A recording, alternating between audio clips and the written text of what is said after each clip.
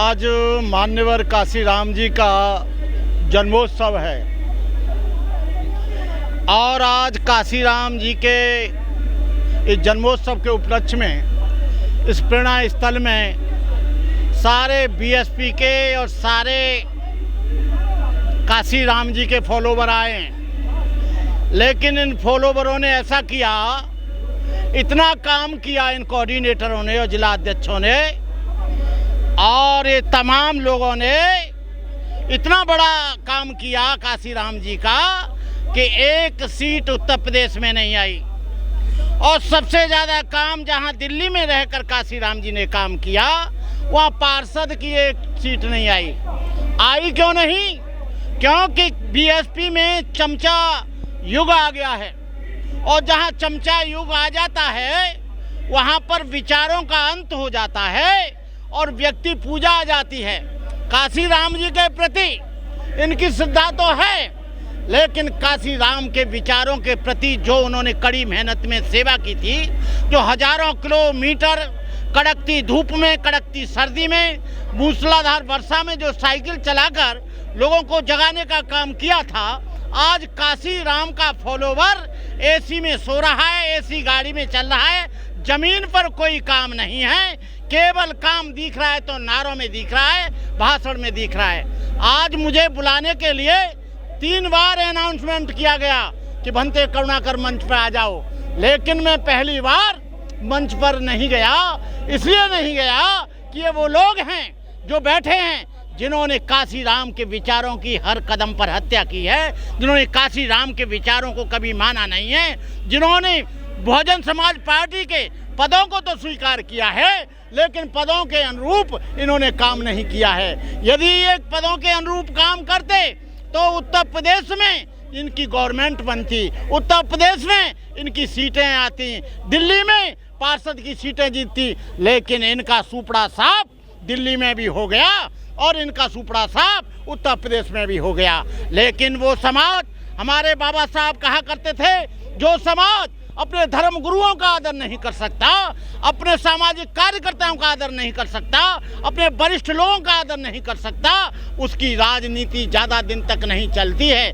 आप बीजेपी को देख लीजिए कि बीजेपी के लोग अपने जैसे भी साधु, उनके चाहे बिना पढ़े लिखे हैं, चाहे कैसे भी हैं, लेकिन बीजेपी के लोग अपने भगवा का आदर करते हैं, अपने बुजुर्गों का सम्मान करते हैं, अपने हिंदू घराने के साधुओं का सम्मान करते हैं। लेकिन ये बीएसपी के लोग ये तो चाहते हैं कि भंते करुणाकर बीएसपी का प्रचार करे, लेकिन बीएसपी के ये लोग सम्मान नहीं देना चाहते हैं, किसी भी बौद्ध भिक्षु को अपने बीच में नहीं बिठाना चाहते हैं, जो अच्छे ऑरेटर हैं, जो अच्छे वक्ता हैं, जो अच्छे त्यागी लोग हैं। मैं मानता हूं कि कोई भी बौद्ध भिक्षु हो, उससे कम हजारों लोग जुड़े होते हैं। ये हजारों लोगों के मानने वाले लोगों को जब सम्मान नहीं करेंगे, वो लोग बैठ जाते हैं जिनका समाज के लिए कोई योगदान नहीं है, वो लोग बैठ जाते हैं जो पार्टी की विचारधारा को नहीं जानते हैं, वो लोग बैठ जाते हैं जो लोग चमचा है। उन्होंने चमचा युग किताब लिखी थी, लेकिन चमचा युग और चमचाइज्म केवल बीएसपी में ही आ गया।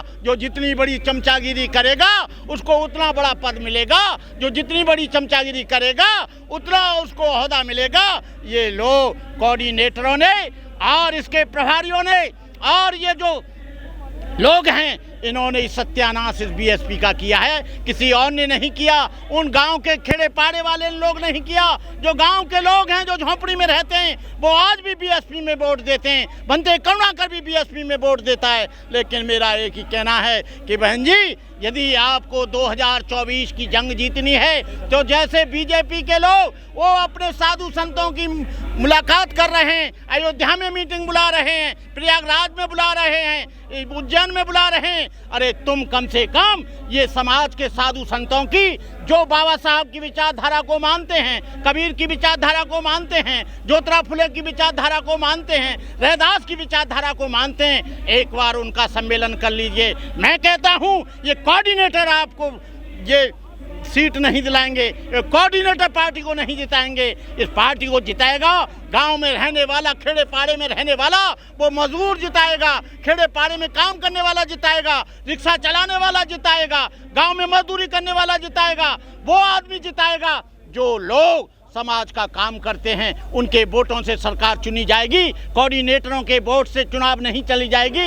ये 1,500 लोग हैं, ये क्या जिताएंगे? जिताएगा वो आदमी, जिताएंगे धर्मगुरु, जिताएंगे सामाजिक कार्यकर्ता, जिताएंगे समाज के वो वरिष्ठ लोग। लेकिन मैं देखता हूँ, मुझे इन्होंने अभी 2 बार बुलाया, लेकिन मैं इसलिए नहीं गया, कोई मेरी लड़ाई नहीं है। मैं बीएसपी की विचारधारा में पैदा हुआ। मान्यवर काशीराम जी अपनी बायो ऑटोग्राफी में लिखा कि भंते करुणाकर मेरा अंतिम संस्कार करेगा, और मान्यवर काशीराम का अंतिम संस्कार 9 अक्टूबर 2006 को मैंने किया, पूरा का पूरा। उनका अस्थि कलश भी लेकर लखनऊ में गया। लेकिन मैं 48 साल से साधु हूँ, 48 साल से उनका विचारधारा का काम कर रहा हूँ। काशीराम जी के साथ 25 वर्ष रहा हूँ। लेकिन ये लोग जो कल के लड़के हैं, जो कल परसों के बच्चे हैं, ये लोग आके बैठ जाते हैं। अरे तुम हमको सम्मान नहीं दोगे और हमसे चाहोगे हम बीएसपी का काम करें, तुम हमको महत्व नहीं दोगे, और तुम चाह रहे हो कि हम बीएसपी का, हम न्यूट्रल हो गए हैं, हम राजनीतिक निरपेक्ष हो गए। हमको 2 बार बुलाने के लिए कहा, हम नहीं गए। और हमको कहा गया, ये जब 65 के चुनाव हुए कि भंते करुणाकर, भंते लोगों को कहो कि भंते लोग सारे के सारे फैल जाएं। हमने कहा भंते लोग जब सम्मान के लिए आते हैं, बीएसपी का कार्यक्रम होता है, तब तुम कह देते हो कि तुम धर्माचार्य हो, तुम्हारा यहाँ काम नहीं है, और जब पार्टी का इलेक्शन आता है तब कहते हो भंते लोग प्रचार करो। वह दोहरी विचारधारा कैसे चलेगी? कहने का मतलब ये है कि हम आज भी बीएसपी के साथ हैं, जीवन में बीएसपी के साथ रहेंगे, मरेंगे। हम उसकी आइडियोलॉजी को अच्छी तरह से जानते हैं, लेकिन इस नारे लगाने से या भाषण देने से वो काशीराम का मिशन पूरा नहीं होगा। काशीराम का मिशन यदि पूरा होगा तो जमीन पर काम करो, भूखे नंगे लोगों के लिए काम करो। जिन लोगों पर जुल्म हो रहा है, अत्याचार हो रहा है, अन्याय हो रहा है, बलात्कार हो रहा है, तुम वहां पर जाओगे नहीं और केवल मीटिंग करोगे। ये जो धरातल में बीएसपी चली गई, इसका मेन कारण जो बीएसपी के कार्यकर्ता हैं, कोई और नहीं है, यही लोग हैं जो जमीन पर काम नहीं करते हैं, एसी में सोते हैं, एसी में चलते हैं। जिस काशीराम ने कड़कती धूप में साइकिल चलाई, कड़ी मेहनत की, भूखा रहा, जमीन पर सोया, रेलवे प्लेटफॉर्म पर सोया, उस आदमी ने इतना काम किया। और ये लोग ये एसी में रहकर, एसी गाड़ी में चलकर उसको श्रद्धांजलि देने आए हैं। इनकी श्रद्धांजलि झूठी, ये झूठे, इनका काम झूठा। सच्चा काम तभी होगा जब काशीराम को जमीन पर उतार कर लाओगे।